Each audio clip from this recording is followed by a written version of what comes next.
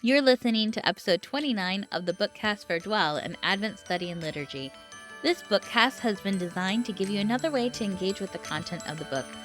Hi, my name is Rachel Fehrenbach. I am the author of Dwell and your host during these episodes.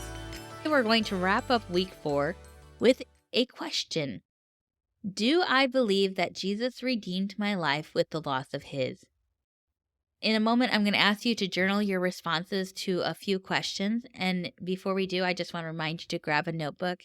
If you're unable at this time to write down your answers, go ahead and pause after each question and just take some time to consider, either silently or out loud, what it is that your responses would be to these questions. And then maybe just make some time later on to jot those down in a notebook or a journal.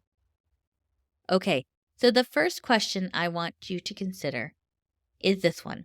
When I think of the word love, what first comes to mind? Now, I want you to consider, when I think about God's love for me, what comes to mind? Do I believe that Jesus is my Redeemer, who ransomed me from sin's claim with the costly price of his life?